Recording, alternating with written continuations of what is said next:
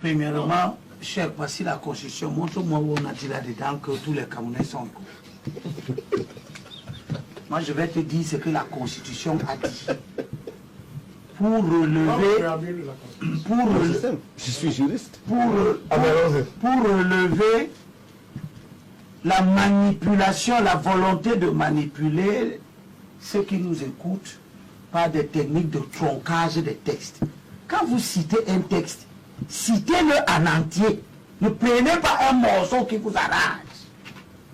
Il n'est nulle part dit dans la Constitution du Cameroun, tous les Camerounais sont égaux. Point. Ça n'existe pas.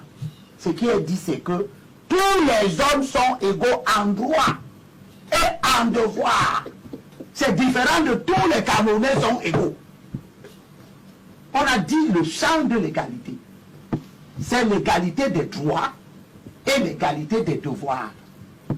Ça veut dire que autant je peux avoir le droit d'être chef dans ma communauté, autant toi tu as le droit d'être chef dans ta communauté. On n'a pas dit que tu as le droit d'être chef dans ta communauté et dans ma communauté, dès lors que c'est une chefferie traditionnelle et que ces deux communautés n'ont pas les mêmes traditions. Deuxième chose, j'ai entendu une autre chose qui relève de la même bêtise. Tous les Camerounais sont partout chez eux. On n'a jamais dit ça. Ce n'est écrit nulle part. Il n'y a aucune loi au Cameroun qui dit que tous les Camerounais sont partout chez eux. C'est faux. Ça n'existe pas. C'est des amalgames que les manipulateurs, incantateurs professent partout. Ce qui est dit, c'est que tout homme a le droit de se fixer en tout lieu et de se déplacer librement sous réserve des prescriptions légales relatives à l'ordre, à la sécurité et à la tranquillité publique. Si vous enlevez toutes ces conditions-là, vous faussez l'esprit de ce que le législateur dit. Vous n'êtes pas partout chez vous. Vous êtes partout, vous avez la liberté de vous installer partout. Ça ne veut pas dire que vous êtes partout chez vous. Et là où vous voulez vous installer, vous devez respecter les lois, les règlements, les prescriptions, la tranquillité publique. Si votre installation dérange la tranquillité publique, elle devient nulle et de nul effet. Votre droit à vous installer là devient nul et de nul effet. Quels sont ces juristes qui nous servent des concepts creux et fallacieux? Vous ne pouvez pas dire, luisons, que le texte de 77 a défini les chefferies traditionnelles en milieu rural. Il n'y a pas de milieu rural dans ce texte. Prenez-le, lisez-le, vous me montrez le bout, là où on a dit qu'en milieu rural, on fait ceci. En milieu urbain. Ça, ce sont vos lectures, vos interprétations. Et c'est très dangereux de le faire. Parce que vous oubliez... Vous avez la disposition qui ne le dit pas. Mais comment vous me demandez? Moi, je vous dis ça existe. Montrez-moi alors ça n'existe pas. Je vous dis, prenez l'article 9 de ce décret. Vous avez ça dans le téléphone, lisez ça in espèce. Vous pouvez chercher. Non, vous-même, ça sort de votre bouche. Lisez ça. Lisez vous ne voulez pas. Non. Je suis sûr, lisez. Je vous mets au défi de nous lire. Là où le législateur ou bien le dirigeant, parce que c'est un décret, a distingué les chefferies rurales et les chefferies urbaines. Il y a des chefferies de premier, deuxième, troisième degré au Cameroun. Point. Il n'y a pas de chefferie qu'on désigne d'une manière dans le milieu rural et dans le milieu rural, une autre manière dans le milieu urbain. Ce n'est pas vrai. Parce que ce que vous ne devez pas oublier et perdre de vue, c'est que ce que vous appelez milieu urbain aujourd'hui était des milieux ruraux. C'était des milieux ruraux. Si vous allez en Bankomo, Bankomo aujourd'hui est une ville. Il y a 30 ans, 40 ans, Bankomo était un village.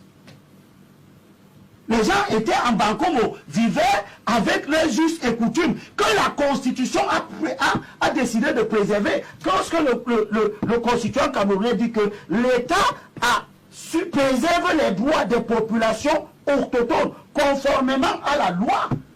Il n'est pas en train de dire quelque chose de vague que vous pouvez vider de son contenu en raison des incantations idéologiques bizarres pour dire que tous les Camerounais ont les mêmes droits. Est-ce que je peux devenir l'amido à Rebouba? Il a dit oui. Il dit non. Il le dit parce qu'il fait de la démagogie. La réalité politique, la réalité sociologique est que c'est moi qui parle. Oui. vous parlez... Quand vous dites vos bêtises, moi je vous écoute. Attendez que je finisse de dire les miens.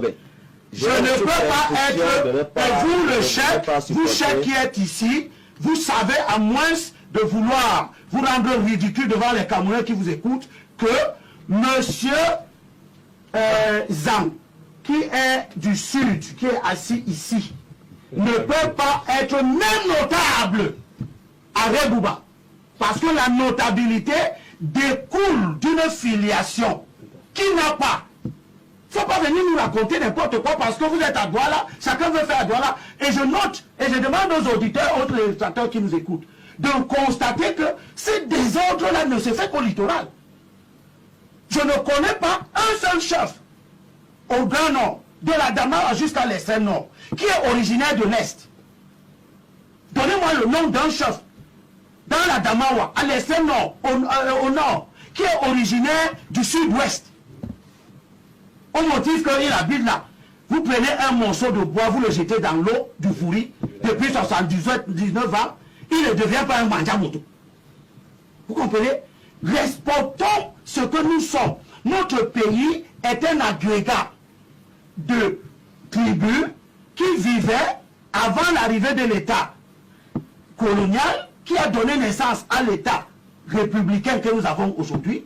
Ces tribus vivaient en fonction de leurs us et coutumes et surtout l'histoire ne nous apprend pas que ces tribus se sont faites la guerre.